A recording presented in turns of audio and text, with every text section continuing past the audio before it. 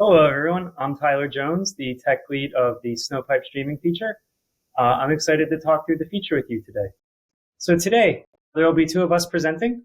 I am Tyler, the tech lead of Streaming Ingest, and we also have Jay with us, who is the software engineer driving Kafka Connector. So the agenda for today, new features. We are very proud to present Snowpipe Streaming, and we're excited to unveil what it is and how you can use it. We wanted to talk about two broad streaming use cases, events and CDC processing. Which one is right for you, and how does this fit into your application?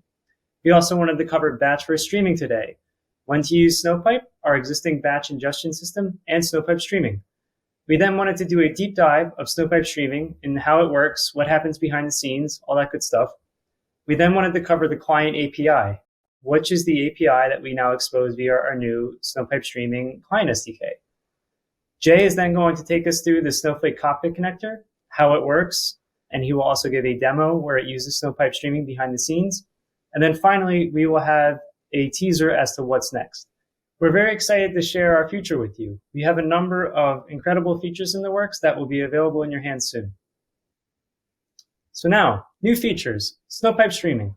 So Snowpipe Streaming is a feature that allows direct data streaming to Snowflake over HTTPS.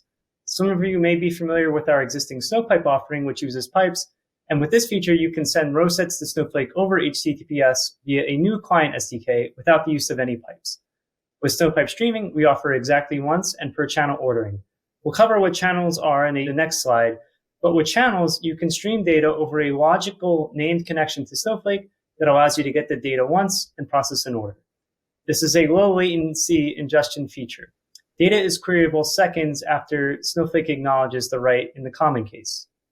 This is a high throughput feature supporting up to gigabytes per second of ingestion per table. And like all Snowflake features, this is a low overhead feature. Minimal configuration and setup is required to use this. And finally, this is low cost for both flood and trickle cases for ingestion. Regardless of how much data you want to ingest, your cost should remain low. So Kafka Connector using Snowpipe Streaming, we will be supporting Snowpipe Streaming as the Kafka Connector backend. With Snowpipe Streaming and the Kafka Connector, we support exactly once ingestion into Snowflake. Your Kafka records will be ingested into Snowflake only once and exactly once. We support error handling with invalid messages being sent to a dead letter queue, which is a Kafka topic that you can specify. And like Snowpipe Streaming, this is both low cost and low latency. Use cases. So events. So a common source of data that you may want to ingest into Snowflake is events. So these are generally immutable that come from a variety of sources. These could be client events, these could be ad impressions, these could be logs, these could be metrics, so on and so forth. And in this world, you generally have an event source, right? This could be advice emitting events. This could be a browser emitting analytical events, what have you. Generally, you collect these events and then you insert them into your OLAP system, which in this case is Snowflake. And generally, these rows have a layout of a row, maybe it's in JSON or what have you. Maybe it's already schematized and a timestamp. You may also have CDC events. So from this, you generally have an OLTP system or some other system that is able to do change data capture, which allows you to track inserts, updates, upserts, and deletes over time and mirror them in a Snowflake database. So generally with this, you may have a row, as you would before, and a timestamp, but generally you have an action representing what that was on the upstream source. So for instance, maybe you have an action representing what inserts are into your initial OLTP system. Maybe you have an action representing deletes, so on and so forth. And at the end of the day, once you apply these changes into your OLAP system, your rows should reflect the final state as they would in the OLTP system. To compare and contrast with these, generally when cleaning these two sources, you can't really clean CDC events. You can, however, clean events over time based on expiration policies or when they're no longer relevant. So for instance, with CDC data, you do this based on version retention. However, with events, this is often specified with time to live. With CDC, these rows aren't really routable. However, events you generally route to different tables within your database system based on the type of event it represents. With DMLs at play, CDC you generally merge rows as they come in based on a key or a set of keys. Events are truly append only in that you generally insert them into your table and then process them after the fact. CDC events are immutable in the sense that you continually apply them to generate the final version of your row. However, events are not immutable. Once an event's happened, it can never be changed. CDC events generally never arrive out of order. They arrive in the order at which they were generated on the target system or the upstream system. But events may arrive out of order, right? So as an example, maybe with web analytics or something like that, there's a delay in sending some events, maybe some arrive later, so on and so forth. And at expiration, as I mentioned before, generally CDC is based on version retentions and events are based on time to live. So now the building blocks. How can we support ingestion into Snowflake today? So the first form of ingestion that we support, which we already support today, is batch ingest. So batch ingest is essentially loading a set of records or files into Snowflake in a batch-oriented manner. And this can be done via two ways today. So the first way that we support is Snowpipe. With Snowpipe, you have the ability to push files to a stage in cloud storage and have them be continually ingested in the background by Snowpipe, which we also support auto ingest with Snowpipe. We also support this via Kafka Connector. And Kafka Connector uses Snowpipe behind the scenes. Generally, once this data has been ingested into a staging table, you can have a set of transformations that take place either using streams and tasks, our upcoming dynamics tables features, so on and so forth, to generate one or more refined tables from that raw data that landed in the staging table. So now, in addition to supporting ingestion via batch-oriented loading fashions, we support streaming ingestion. So the addition here to our existing ingestion paradigm is that we now have a row set-oriented way of streaming data into your staging tables. So you can use our new Snowpipe Streaming Client SDK to continually ingest data into the staging table, as well as using the Kafka connector to load data from Kafka, which in turn uses the Snowpipe Streaming Client SDK behind the scenes. And again, once this data has landed in the staging table, you can use a series of transformation mechanisms such as streams and tasks, dynamic tables, to further refine these. So to compare and contrast these, Snowpipe Batch and Snowpipe Streaming. So in terms of costs, Snowpipe Streaming is ideal for both torrents and trickles of streaming data. For Snowpipe, the cost is amortized across batches. Snowpipe is a file-oriented ingestion mechanism, where Snowpipe Streaming is a row set-oriented ingestion mechanism. Snowpipe is ideal for higher latency workloads where your latency is on the order of seconds, say 30 seconds or so to minutes, whereas Snowpipe Streaming is geared more toward lower latency use cases, where you need latency on the order of seconds.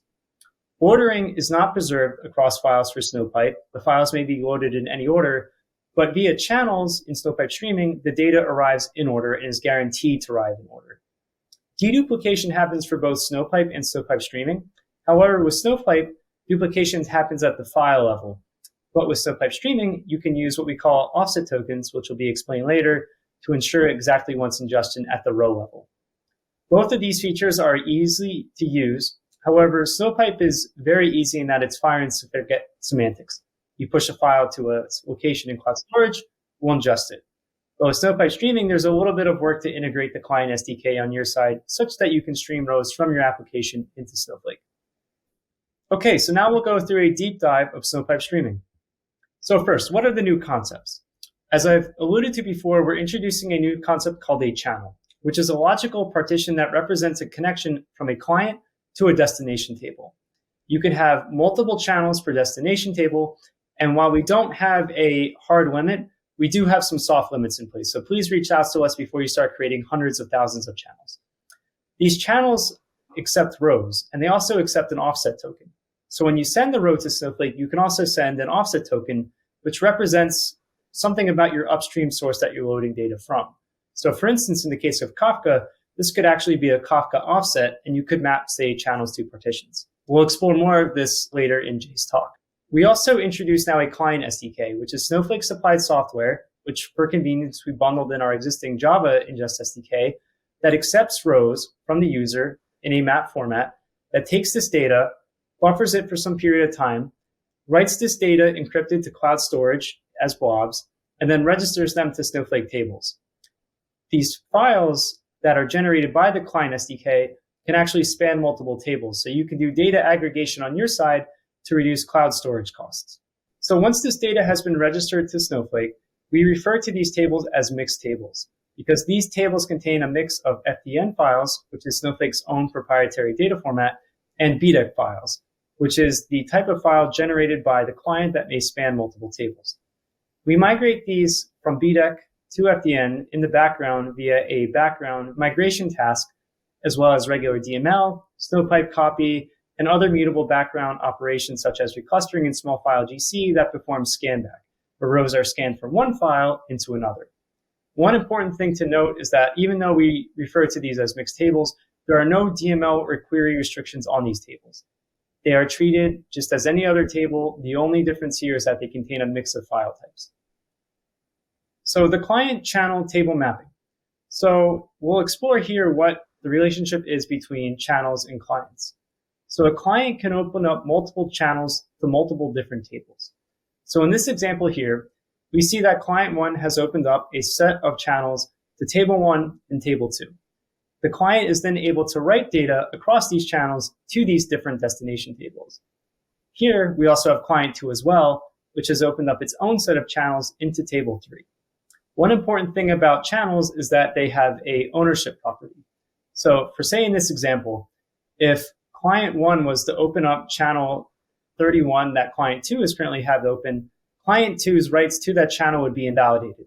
It would no longer be able to write to that channel. So this way, if you have multiple clients and you're coordinating channels, you are guaranteed to have data arrive once for that particular channel. And now, talking through the client SDK highlights. So we have a set of APIs that we expose, a fairly limited set that allow you to ingest data into Snowflake. So first, the main one is that we have what we call an open channel request. So you have a client factory instance that's able in turn to give you streaming ingest clients, and you can open up channels for particular tables. And so we accept a channel name, a table name, schema name, database name, things like that. Once this channel has been opened, you can also close it after the fact so that no writes are accepted on that particular channel instance. The channel is its own object.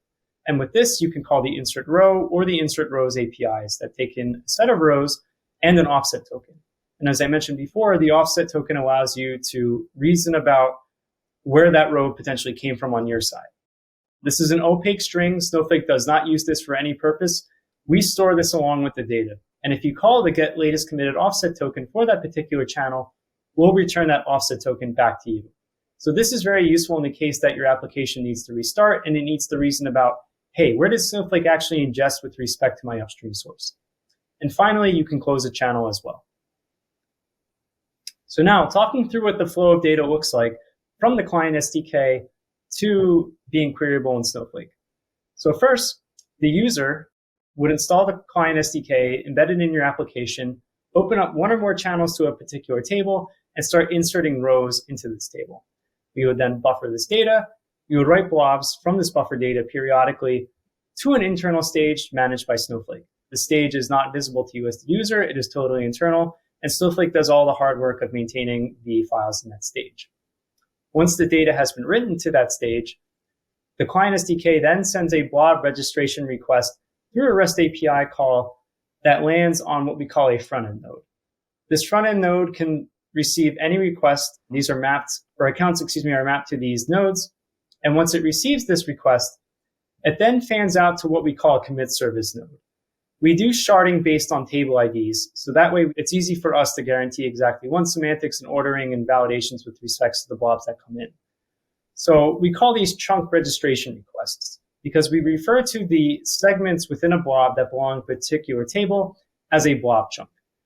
So the commit service will get this request, it'll do some validation on its side, and then it will return back to the front-end node, hey, we got this request, but the data is not yet committed, which in turn will propagate that back to the client SDK that says, hey, send us more data, we received this. However, it's not yet committed to the table. It's an asynchronous protocol. So then the commit service, it maintains a queue of file registration requests. We have some sequencer numbers, which are used to guarantee that messages sent from the client SDK are not duplicated or anything like that. They arrive in order. And it will essentially do a fast commit to create a new table version with these file registration requests. Once this commit happens, the data is then queryable as we have an entirely new table version representing a new state of that table. At that point, the table has gone from being a regular table to a mixed table. Behind the scenes, we may migrate these data from the BDEC format to FDN format via either DML, copy, Snowpipe, or clustering. So during these operations, we take the BDEC files and we scan back rows from one file format into the other. We do this with regular FDN files today, and this transparently happens with every DML type operation. And finally, when you query this data, we scan both the BDEC files and the FDN files in what we call a unified scan set. I will explore this in the next slide, but at this point, the data is now queryable, hence the low latency ingestion. In terms of querying a mixed table, what that looks like, when a query comes in, we pass this through our optimizer and our compiler, and we have our normal Snowflake magic. At that point, we get to table and metadata resolution. And in this example here in our metadata layer, we have three deltas. So at table version T1, we added a Snowflake partition P2, and we deleted Snowflake partition P1. At delta T2, we added blob 1 and blob 2, and these represents blobs generated by the client SDK. At T3, we added B3 and B4. So we'll resolve this metadata to say the active set of files that we want to scan for this particular table version, in this case T3, consists of P2, B1, B2, B3, and B4. We will then generate the plan based on the query, and we will have a table scan operator that gets invoked that is capable of scanning these files in what we call a unified scan set. There's no actual logical union that takes place from the table scans operators. It's just scanning a set of files. We generate row sets from these files, and then we pass them down to our downstream operators. And with that, I'll hand it off to Jay to talk through the Snowflake Kafka connector. Hi, I'm Jay Patel. I'm a software developer at Snowflake. Let's get started. Let's talk about Snowflake Kafka Connector. So the current version of Snowflake Kafka Connector uses Snowpipe as its underlying implementation. Each partition buffers its own data and writes it to an internal stage and essentially calls Snowpipe APIs to ingest those files directly into Snowflake tables. So the latency can be described as a buffering time that is configurable on the connector side plus the Snowpipe latency, which can vary from 1.5 minutes to 3 minutes. But customers really want this latency to be less than 30 seconds. This is cost efficient for high volume per partition. And for most of the cases, Kafka Connector and Snowpipe doesn't prove to be good for low latency or cost efficiency. For the newer version of Kafka Connector, which Tyler described earlier, uses Snowpipe Streaming, which is much faster and cheaper. The code is available on GitHub for everyone to see. And few of the other benefits are exactly one semantics, which directly comes from the Snowpipe Streaming APIs, and offset commit logic. The offset commit logic is determined by Snowflake Streaming APIs, which is get offset token API. And the dead letter queue is used for failure handling. Let's take a look at how these APIs are used in Kafka Connector. So for each partition, we open a channel, and for each channel, we use three APIs. One is insert rows, second is get latest committed offset token, and third is the close channel. Insert rows API is used after we have buffered some offsets in memory, and along with the payload, we also pass in the offset token. The offset token that we use here is the partition offsets, and the get latest committed offset token is used to commit those offsets back in Kafka. So Snowflake being the source of truth, we are guaranteed that the offsets that we see in Snowflake are committed into Kafka so that those offsets are not returned again. Let's go to the demo. I have already set up Kafka and Kafka Connect clusters on my local machine, and these are running on Docker containers. So as you can see, I don't have anything running here. So I am gonna start the Snowflake Sync connector first, and I'm going to also add some dummy data into the topic. So the topic that I'm going to use is the build 2022 demo. So coming back to this page, let's try and add a connector. The Snowflake Sync connector is already installed. So let's just go ahead and register a configuration. So I'm going to upload a Snowflake Sync connector configuration file.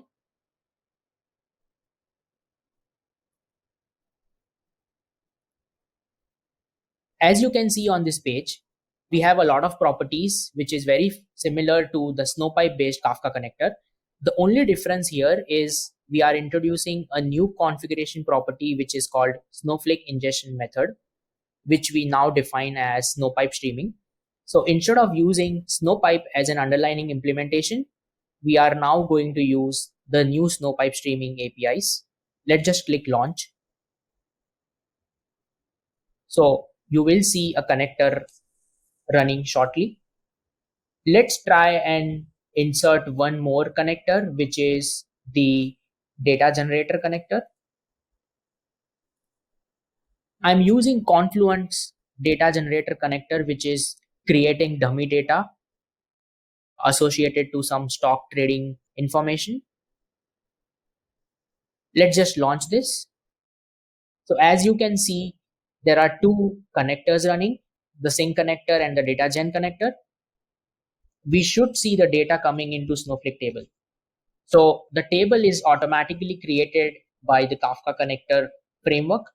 And as you can see, there is a table called build 2022 demo, which is the same as the topic name. So let's just go ahead and look at show channels. So because we had 4 partitions, we are seeing equal number of channels in show channels command. And there is a column called offset token, which associates to how many offsets we have advanced in Snowflake. So if I run this again, you should see offsets getting advanced.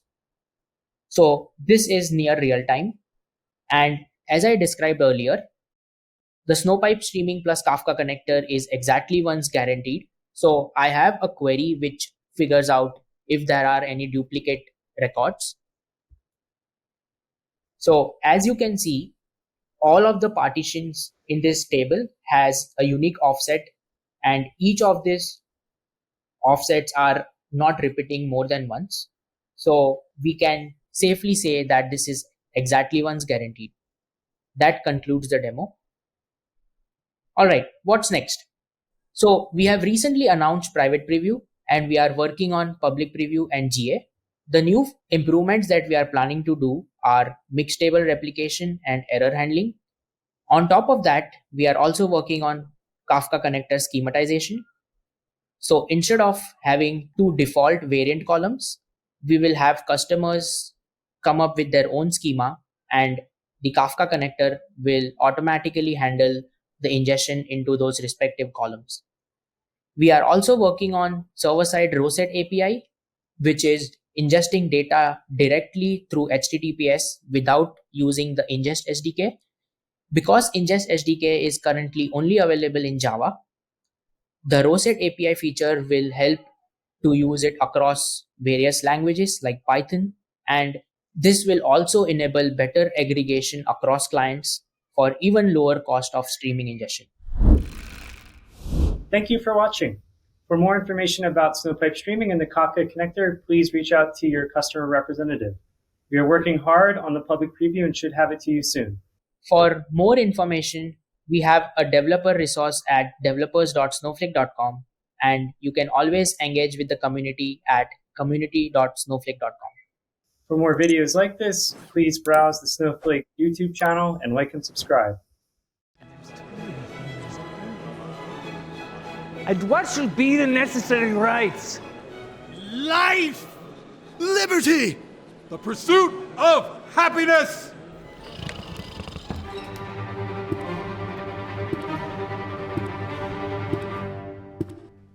And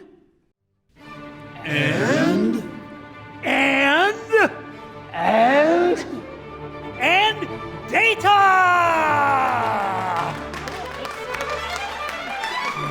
Data governance with Snowflake should be a necessary right.